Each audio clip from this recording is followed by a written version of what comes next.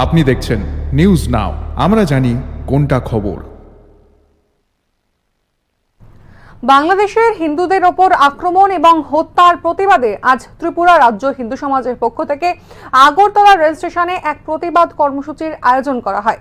এদিন ত্রিপুরা রাজ্যের বিভিন্ন জায়গা থেকে হিন্দু সমাজের পক্ষে যে সমস্ত মানুষ রয়েছেন তারা এই প্রতিবাদ কর্মসূচিতে সামিল হন। আবারও জানাই যে বাংলাদেশের হিন্দুদের ওপর আক্রমণ এবং হত্যার প্রতিবাদে আজ ত্রিপুরা রাজ্য হিন্দু সমাজের পক্ষ থেকে আগরতলা রেল স্টেশনে এক প্রতিবাদ কর্মসূচির আয়োজন করা হয়।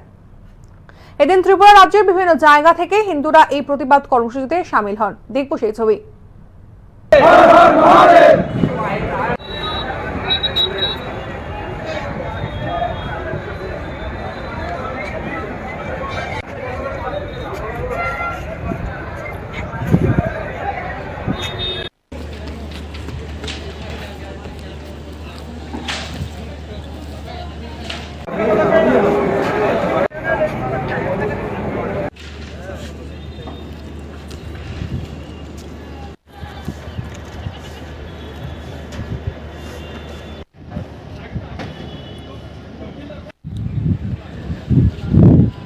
আমাদের এই যে শান্তিপূর্ণ প্রতিবাদ মিছিল, যে মিছিলটা আমাদের আস্তাবল ময়দান থেকে হওয়ার কথা ছিল, কিন্তু মহামান্য ত্রিপুরা সরকারের পারমিশন আমাদের না দেওয়ার কারণে আমরা সেই জায়গা থেকে র্যালি করতে পারছি না, প্রতিবাদ র্যালি করতে পারছি না।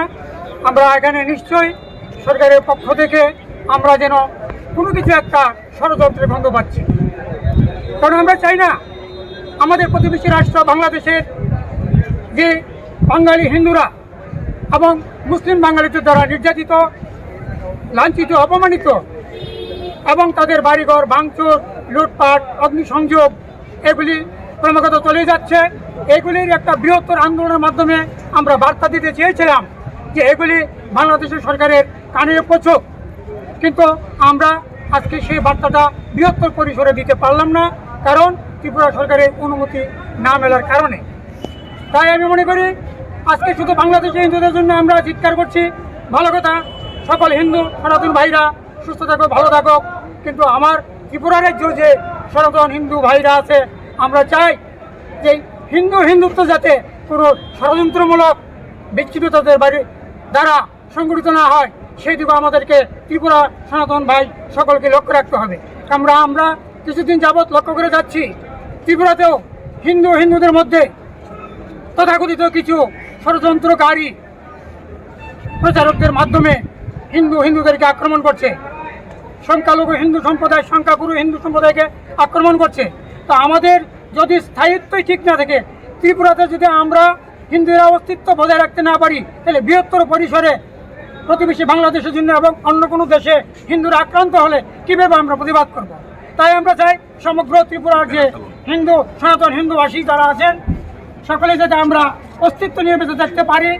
তাই আমাদের মধ্যে সনাতন হিন্দুদের মধ্যে যে ক্ষুদ্র অংশ বৃহত্তর হিন্দুর স্বার্থে আঘাত আনতে চেষ্টা করে বিভিন্ন বিচ্ছিন্নতাবাদী শক্তির মাধ্যমে এবং তথাকথিত কিছু রাজনৈতিক নেতৃবৃন্দের মাধ্যমে, আমরা চাই এসব নেতিবাচক দৃষ্টিভঙ্গি সকল রাজনৈতিক নেতাদের তরফ থেকে বন্ধ হোক, অথবা অচিরেই ত্রিপুরার হিন্দু সনাতন সমাজ আরও বৃহত্তর আন্দোলন দিতে বাধ্য থাকিবে।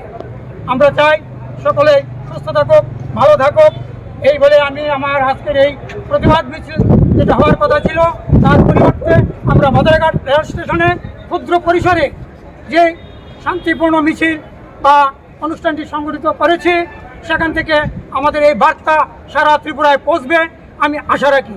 এই বলে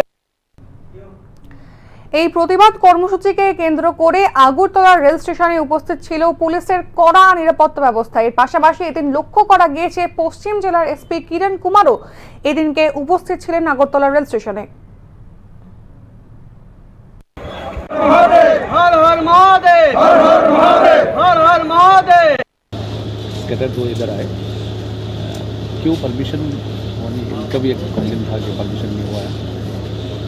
एक्चुअली कल जैसे आपको पता है कुछ ऑडियो क्लिपिंग्स वायरल हुआ है, उसमें कुछ मिसक्रिएंट्स ऐसे स्प्रेड कर रहे हैं मैसेजेस बांग्लादेश का इशू लेके, तो हम लोग इसमें 2 लोगों को अरेस्ट भी किया है।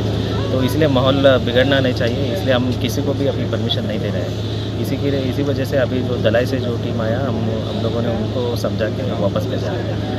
और भी मैं सभी को बोलना चाहता हूँ, अभी हम लोग कोई भी परमिशन नहीं देंगे और अभी सिचुएशन हम लोग देख रहे हैं, अभी कंट्रोल में है।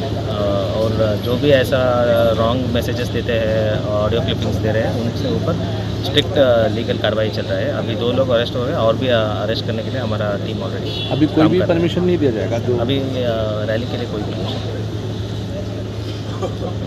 अभी आपका जो जुरिडिक्शन है वो बॉर्डर भी पड़ता है राजधानी सिटी। बांग्लादेश का हालत बहुत ही ख़राब है, आप जानते हैं। तो क्या आपके नज़र में क्या क्या प्रिकॉशन आपने ले रखा है? हमारा नज़र में अभी हम लोग कंटिन्यूसली बीएसएफ से बात किया है। बीएसएफ भी अभी बहुत ही सेंसिटिव और अलर्ट है।